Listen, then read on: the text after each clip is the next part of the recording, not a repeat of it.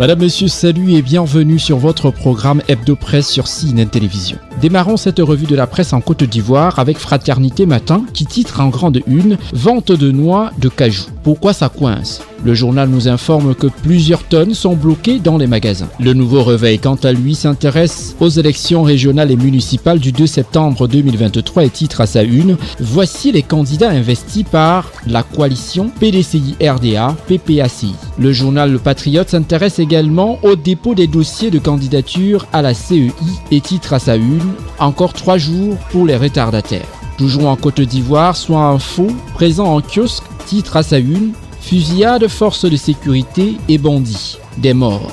Le quotidien L'Inter s'intéresse également aux municipales et régionales 2023 et titre à sa une « Un politologue explique le choix d'Afi dans le Moronou. Ouattara aura besoin de lui en 2025. De possibles postes ministériels au FPI », nous informe le journal. Le quotidien Le Temps également s'intéresse à la coalition PPACI-PDCI pour les élections locales et titre à sa une « La décision finale de Bédier et de Barbeau ». Tout sur les détails de l'accord trouvé, nous informe le journal. Ivoire Hebdo s'intéresse au guichet unique automobile. Le nouveau DG est un ancien pilleur. Le journal nous confie que Touré Souleymane avait formé un gang d'ex-rebelles et de déserteurs burkinabés. Que va faire le ministre Amadou Koné, son parent politique ? Toutes les preuves à découvrir dans les colonnes du journal. La nouvelle alliance présente en kiosque s'intéresse également aux élections municipales et régionales du 2 septembre 2023 et titre à sa une « Pourquoi le problème n'est pas réglé ». L'Expression, pour sa part, s'intéresse également aux élections locales 2023 et dépôt de candidature, ce que les partis politiques et les candidats indépendants ont fait hier à la CEI. Le Jour Plus parle également des candidatures pour les élections locales du 2 septembre et titre à sa une « La date du dépôt des dossiers prorogée jusqu'au 23 juillet ». Les raisons à découvrir dans les colonnes du journal.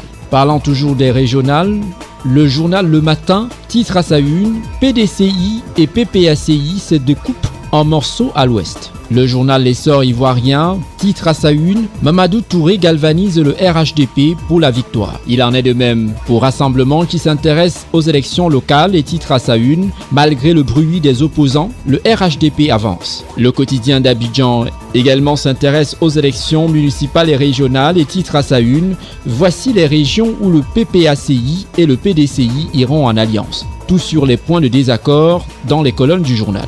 Le journal L'Avenir présent en kiosque s'intéresse également aux élections municipales et régionales 2023 dans le Haut-Sassandra et titre à sa une « Partis politiques, société civile, cadres et chefs traditionnels s'engagent pour Mamadou Touré ». Pour la dernière heure, la CEI donne 4 jours de plus aux candidats pour le dépôt des candidatures. Dernier délai, dimanche 23 juillet à 18h. Génération Nouvelle, quant à lui, s'intéresse aux propos de Franklin Nyamsi, conseiller du président de GPS. La Côte d'Ivoire a un grand homme d'État en réserve. Le journal nous informe qu'avec Guillaume Soro, nous sommes dans la résistance et non dans l'agression. Le journal Notre Voix, présent en kiosque, s'intéresse également au dépôt des candidatures aux élections locales du 2 septembre 2023 et titre à sa une « Dernier délai, dimanche 23 juillet ». Toujours en Côte d'Ivoire, La Voix originale s'intéresse au régional 2023 et titre à sa une « Le PPACI et le PDCI dans la dynamique de la victoire ». Le Bélier, quant à lui, s'intéresse à la modification de la Constitution. Les députés PDCI dénoncent les violations de Ouattara et s'inquiètent. Le journal Le Sursaut, quant à lui, s'intéresse à la politique nationale et titre à sa une « Les grosses plaies du jeu politique en Côte d'Ivoire ». Des révélations à découvrir dans les colonnes du journal. Toujours en Côte d'Ivoire, terminons avec le RHDP News qui s'intéresse à l'investissement des États-Unis en Côte d'Ivoire. Kandia Camara frappe un grand coup. Le journal nous informe que plusieurs accords de développement ont été signés hier. La ministre des Affaires étrangères, une véritable actrice de développement.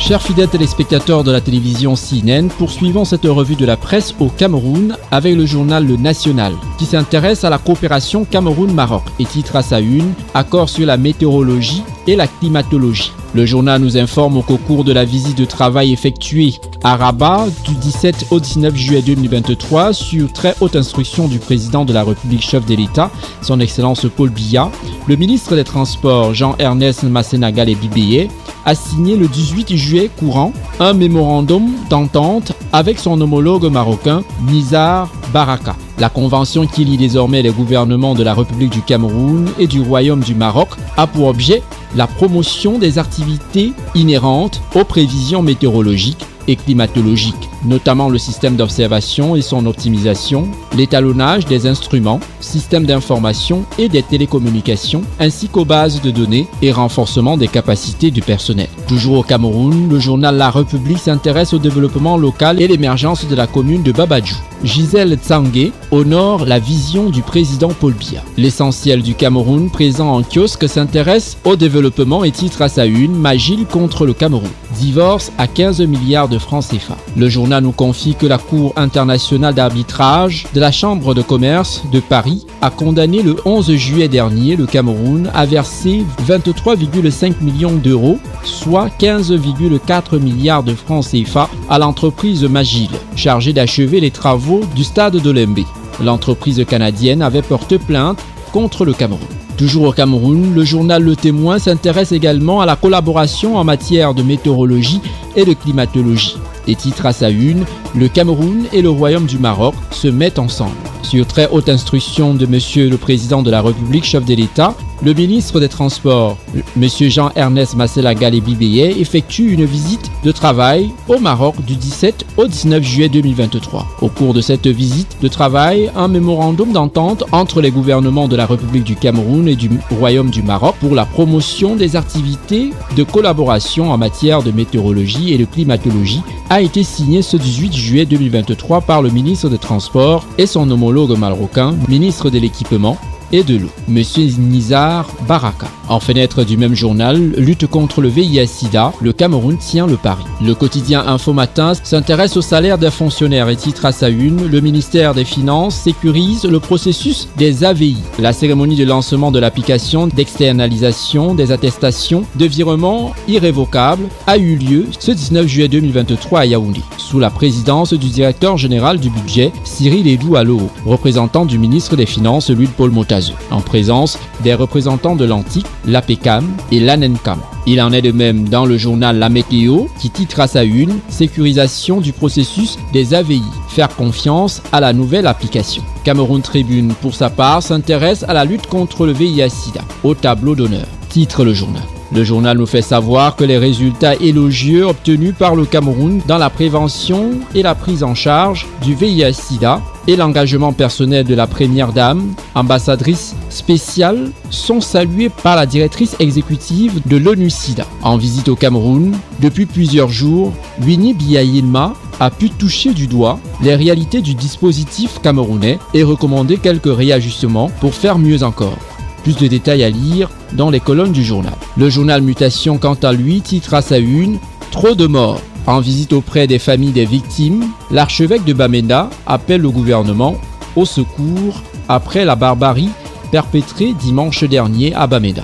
Toujours au Cameroun, le quotidien Econews s'intéresse à la coopération Cameroun-Union européenne et titre à sa une « La graine du dialogue se récolte ». Le journal nous confie que le 18 juillet dernier, le ministre de l'économie, Alamine Ousmane Mey, a signé avec le chef de la délégation de l'Union européenne au Cameroun, Philippe Van Damme, 3 accords de financement portant sur un montant total de 40 milliards de francs CFA. Quels sont les enjeux des 10 accords? Le décryptage à lire dans les colonnes du journal. Le quotidien L'économie, de son côté, s'intéresse à la commission de la CEMAC et titre à sa une « Le nouveau président veut voir clair dans la gestion de son prédécesseur ».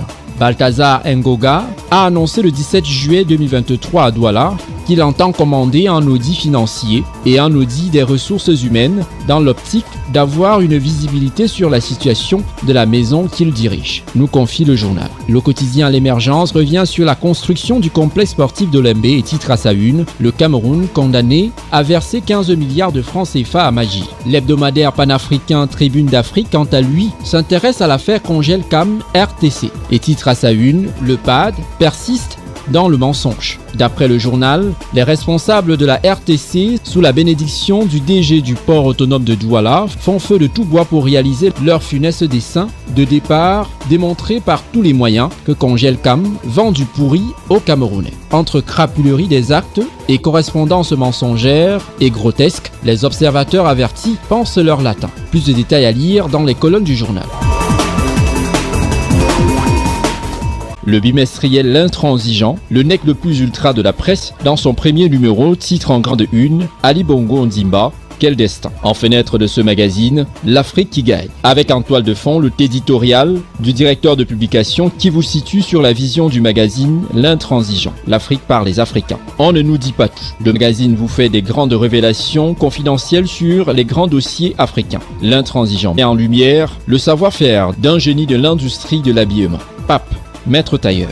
Le bimestriel L'Intransigeant, édité par Secam Media Group, est disponible partout. En France, au Benelux, en Afrique du Nord et en zone CEMAC. Madame, Messieurs, merci d'avoir regardé cette autre édition d'Hebdo Presse sur CNN Télévision.